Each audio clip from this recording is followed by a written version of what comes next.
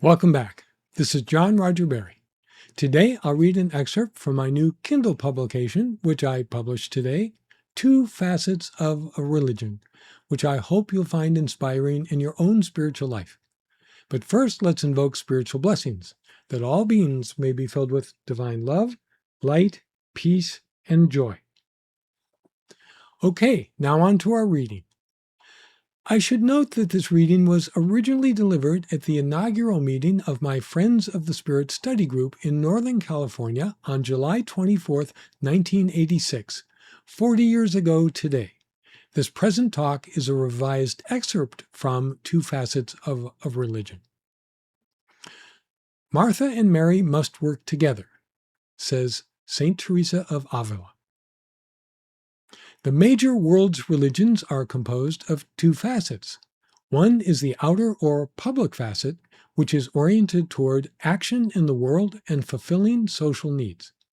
The second is the inner or private facet, which is oriented toward inner spiritual undertakings and thus fulfilling individual needs. As St. Augustine wrote, one the life of work, the other the life of rest.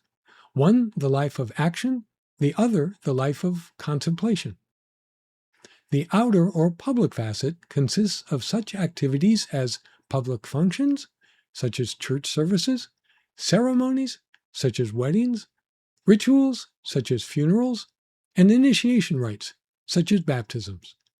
Many religious organizations become involved in community work by offering social services, such as medical assistance to the poor, distributing food and clothing to the needy, visiting prisoners, and volunteering help and supplies in times of crisis. Some religions set up orphanages, soup kitchens, hospice groups, and social justice programs as part of their outreach ministries. The need for an inner or private facet is based on the belief that individuals can and should cultivate a deep inward relationship with God and even have a palpable experience of God. Any religion with a sense of the supernatural will invariably provide means by which its adherents may seek to develop this relationship or experience.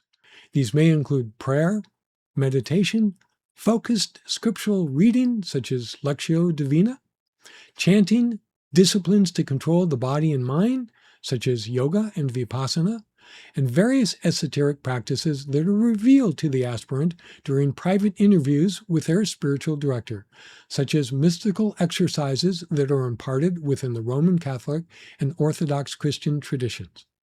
Initiations into deeper spiritual practices are also found within Hinduism, Tibetan Buddhism, and the Sufi orders of Islam. Now, a significant debate throughout the centuries has centered around this question: which is superior, the inner or outer facet of a religion? Proponents of both sides cite scriptures to support their side. Yet what remains after all the clamor has subsided are those who continue to practice one path or the other, unconvinced by arguments to the contrary. It seems, therefore, that the essential issue is one of personal temperament. One can then rightly ask, which path is better suited for an individual, the inner or outer facet? In the New Testament story of Martha and Mary, Jesus clearly conveyed the essential factor in both the active and contemplative paths, which is our exclusive devotion to our spiritual ideal, to God, the ultimate reality. All other considerations pale in light of this all-consuming inner commitment. And when such a commitment is made, our inner being remains rooted in God, regardless of outer circumstances.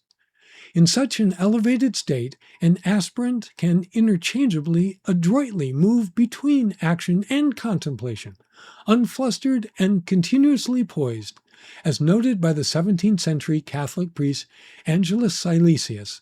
Like God, one shall both rest and do one's task.